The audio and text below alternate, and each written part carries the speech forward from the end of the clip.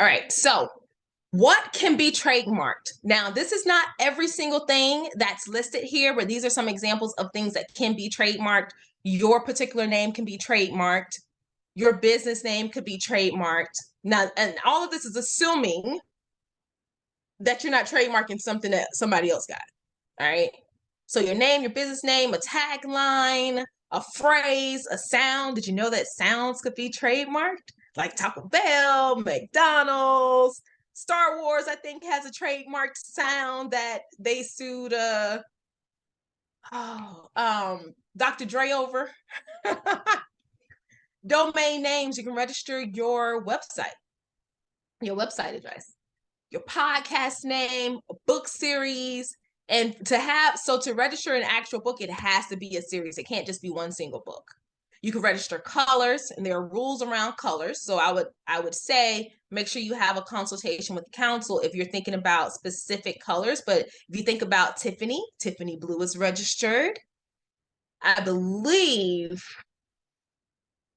John Deere. I think John Deere might be registered. You can register symbols. So if you created your own symbol, you can register that. NFTs, Web3s, which are new. The difference with those is that there's a particular class that you have to register them in, but then you have to describe them as brand such and such as user described in an NFT. And I'm going to show you how those things work out. You can register name of devices. You can register the names of your courses.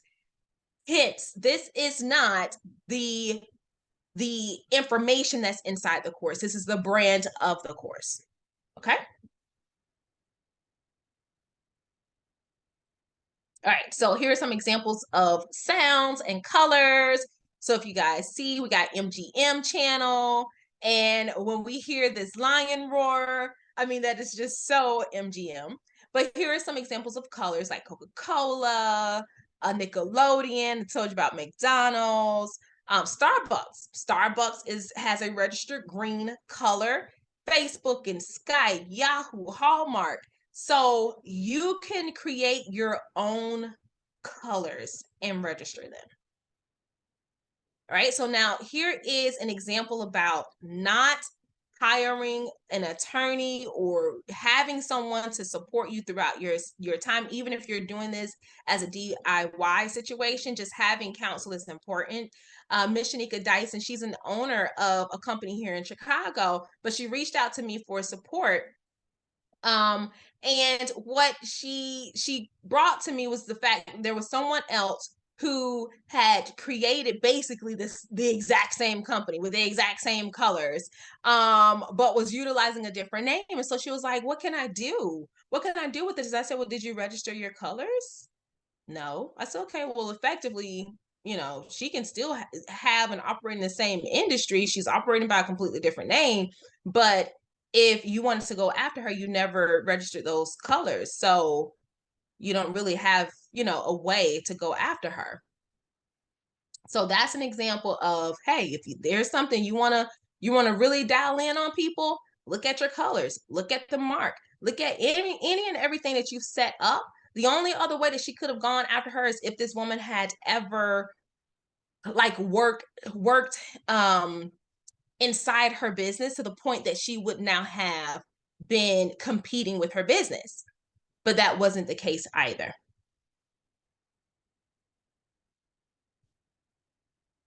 All right, so here's some example of sounds. Taco Bell, I think I mentioned them, NBC and Star Wars. And here we go. I did say Star Wars versus Dr. Dre. They sued him for using a sound in one of his songs that was very similar, if not the same thing, to the Star Wars sound. So we want to be careful about our sounds. Now, here's how you know if your mark is strong enough. And this is the exact standard that USPTO looks at. Do you have a generic mark? Is it descriptive? Is it suggestively descriptive? Or is it inherently distinctive and fanciful? Now, the difference with that is the fact that if you have something generic, it's like grass, right? We all walk on grass. Everyone used the word grass. It's generic. So if you have a brand that's just going to be generic and it actually says the exact same thing of the service that you use, typically it's generic, it's overused, you're not going to get it. It's not going to be trademarked. Descriptive is a little bit right over the hump, but the name itself, the brand itself describes the actual business that you have. It's not strong enough for registration. Now, when we move up into suggestive just says, okay, your name kind of has a little bit of descriptiveness in it. I feel like I know what you do by the name, but it's just enough fanciful for us to say, okay, this is a strong enough mark to be registered on the registrar.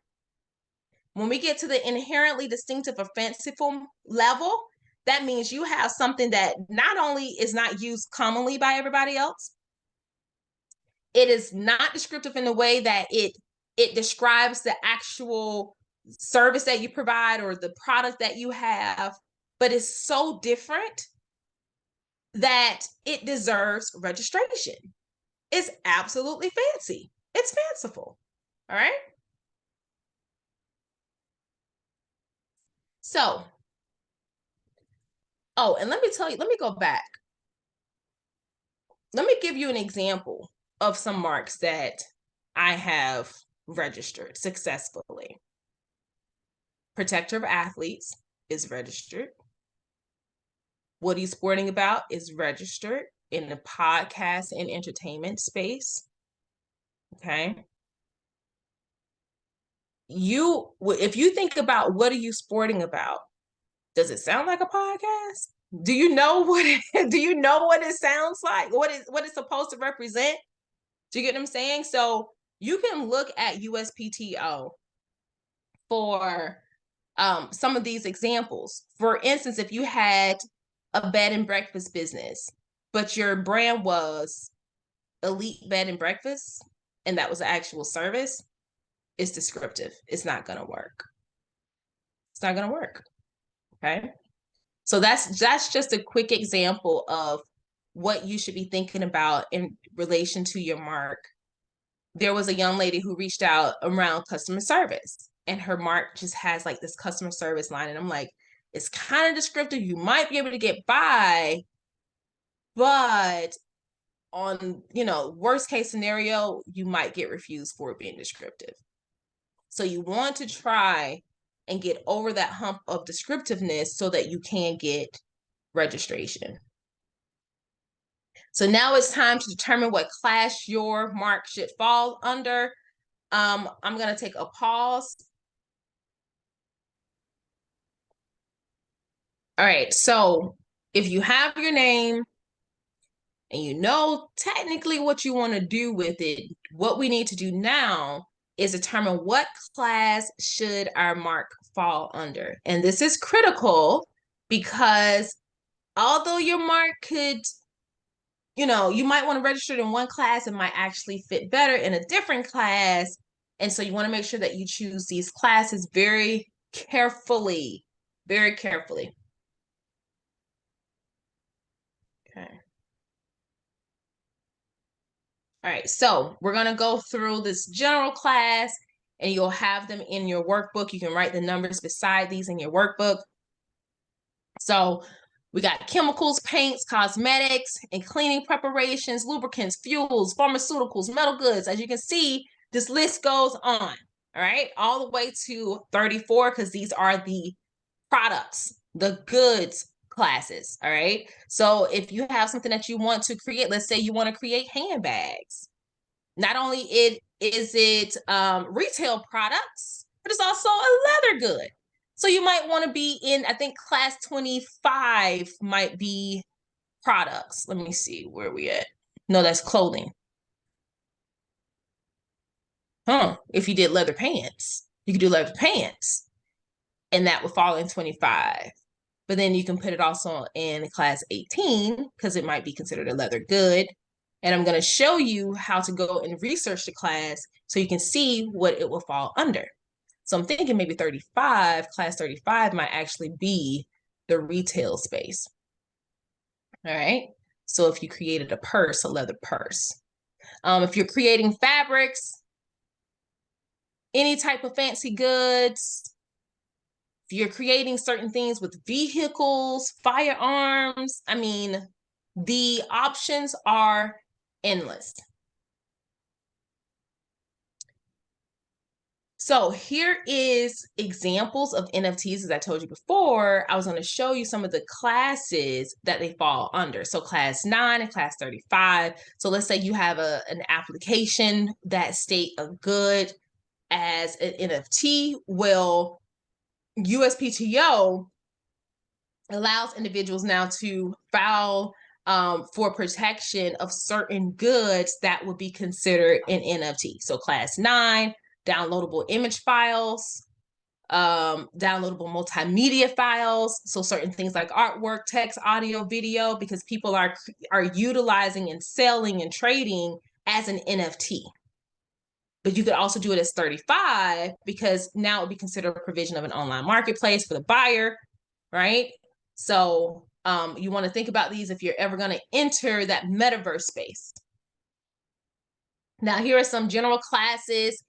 The services. The reason why I have class 41 highlighted is because it is one of the biggest classes where people file this on a regular basis because it provides so much support for a lot of things that people do, like speaking engagements, educational information, entertainment type of information. So if you're in podcasting or radio, and I think there's another class for radio, but you can also put this in class 41. All right.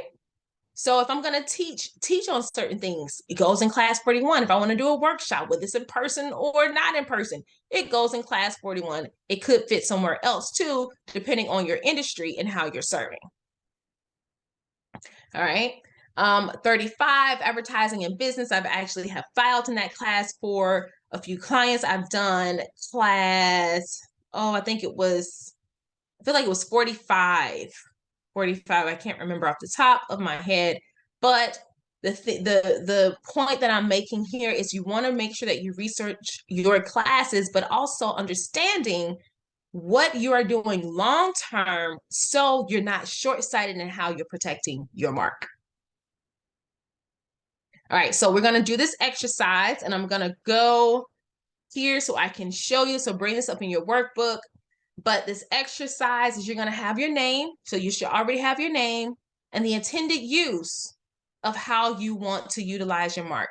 So we'll use you, Latoya. How do you want to use your work? You can come off of mute and let me know how you want to use your work. And then we're going to search in the manual to find the right class for you. Okay. So mine is a course or workshop. Okay. And how will I use it? I want to be able to use it live. So like presenting it, as well as I would like it to be accessible online so that people can take it as a course. Okay. So we have a course that you would want to teach live. All right.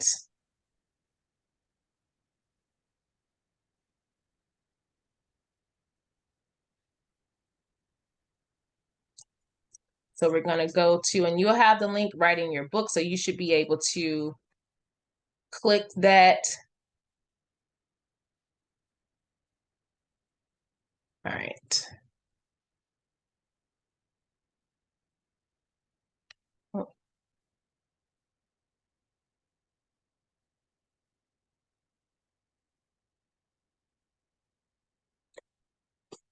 All right, so we're trying to load up here. Here we go. All right. So one of the things you can do without being an attorney, without understanding this process, is think about exactly how your course, because we're using you as an example, how your course would be utilized. So we want to do, let's search online course. No, you said live, right? Like in person. So in person training. Okay, nothing comes up with that. So what we're going to do is we are going to refine.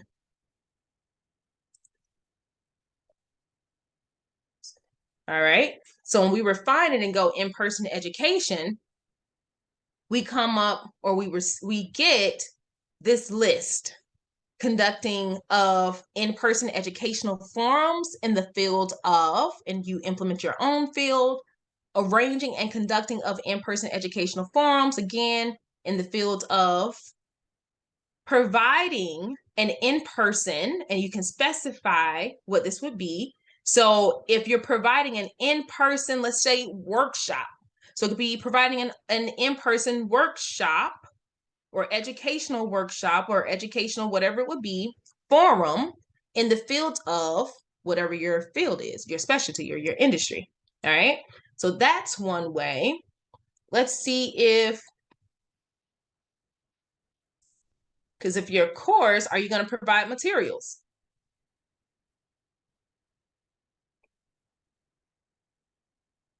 Ooh, okay. So when we search by downloadable educational, just leaving it open, we can see all the things that are listed as a downloadable product. So this mostly is coming up in class 9. I see a class 28 here, but that's for electronic games.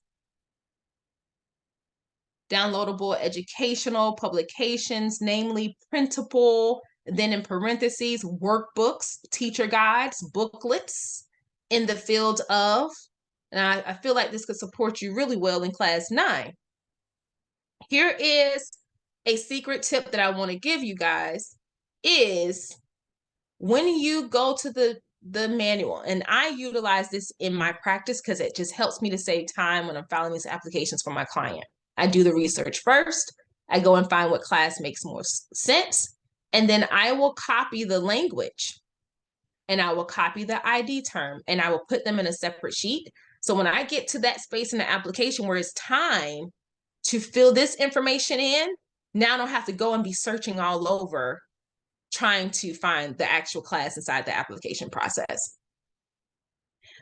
There's another one, downloadable educational materials, namely printable. So whatever this printable stuff would be, you will want to do this. So if you have a worksheet, for instance, you're looking at a worksheet right now from this trademark course, right? So you could file in class 9 for that. And in the field of, you'll specify your field. So I can see two places already. So you got class 41 and class 9 because of your course. And now I'm going to ask you this: what is your industry? What do you do? How do you help people? I am a sex and relationship therapist, and Okay. so I help people by providing education on ways they can improve their relationships. Okay. All right. So when I search therapy, it's so many things that come up here too. So you could look at what type of therapy is available. All right. Let's see if there is anything around relationship therapy. Nope. Would therapy fall in psychological? Yeah.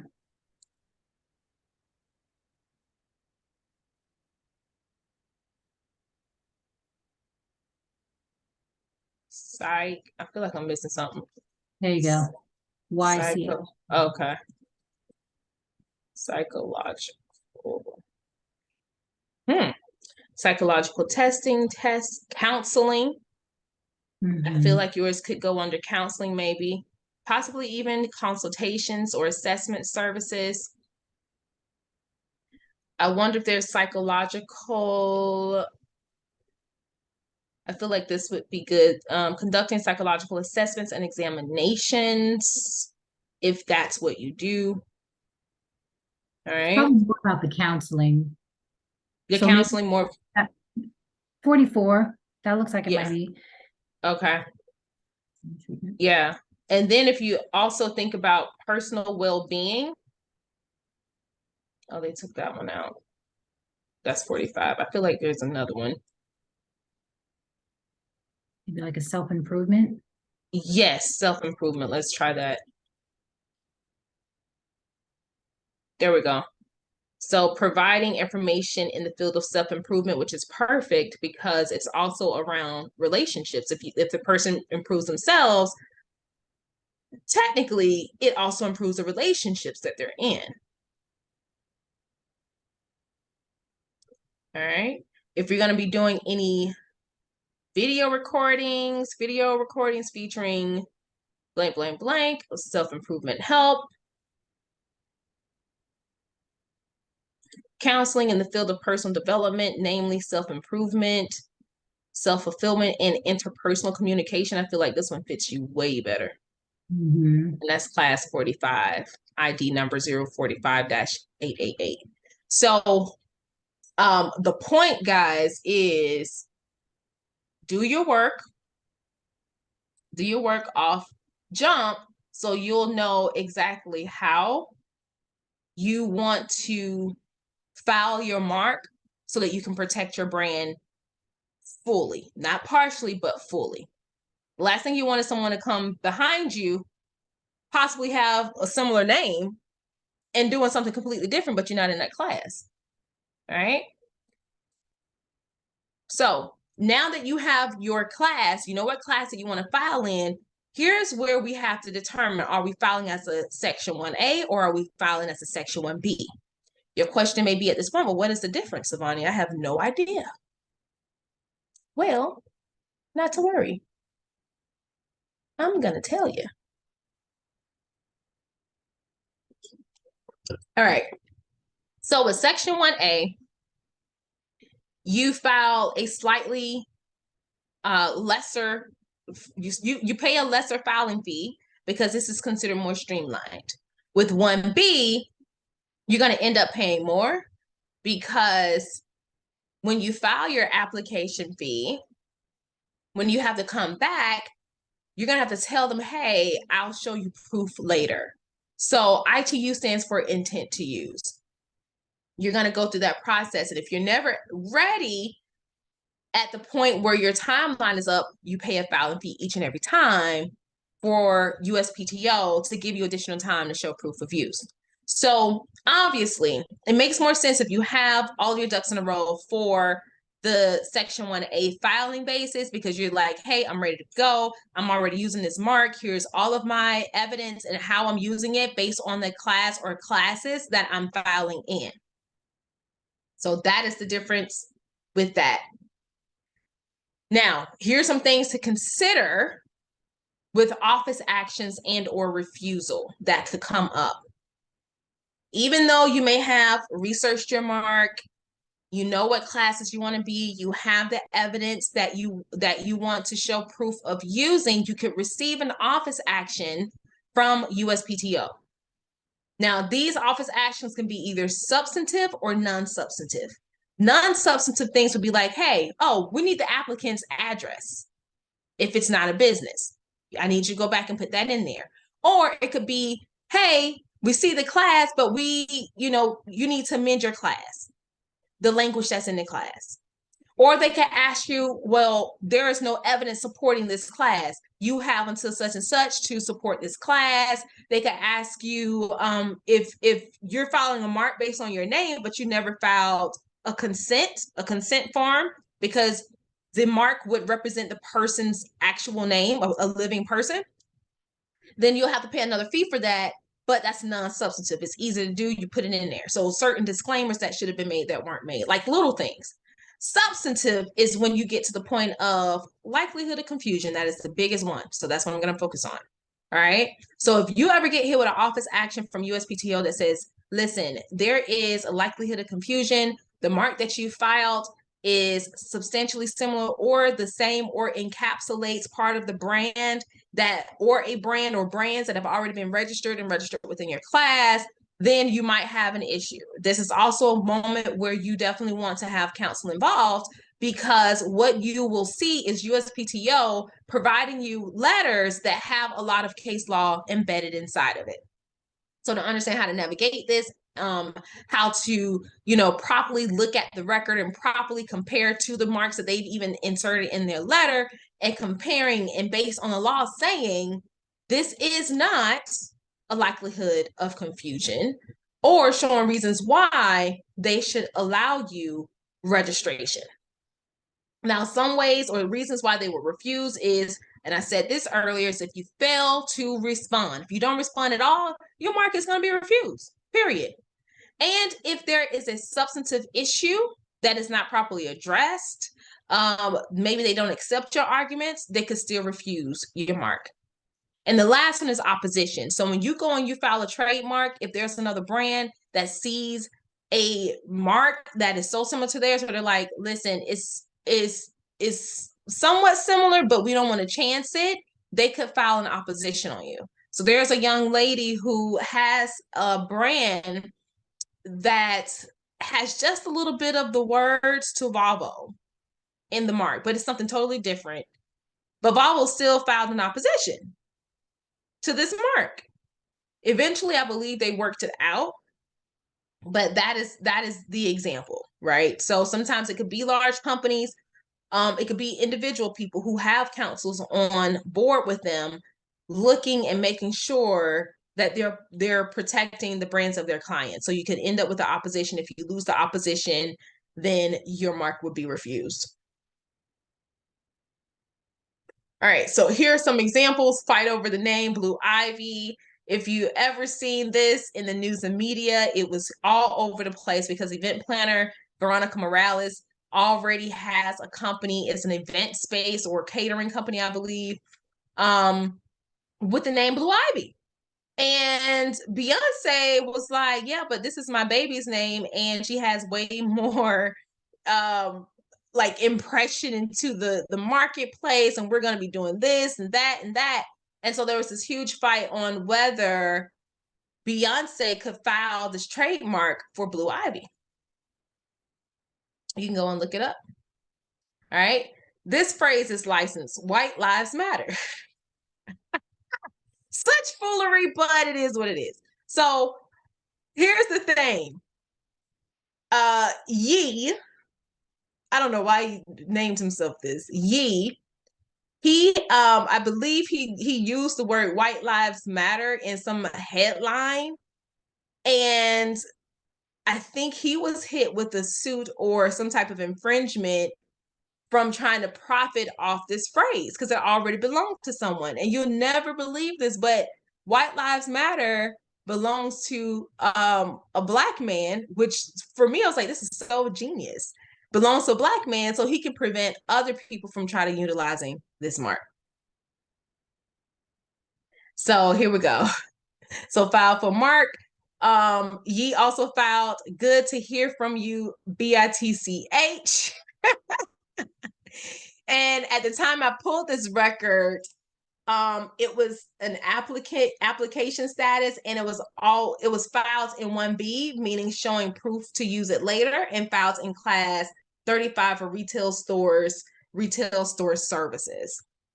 All right, so people out here trying to file any and everything.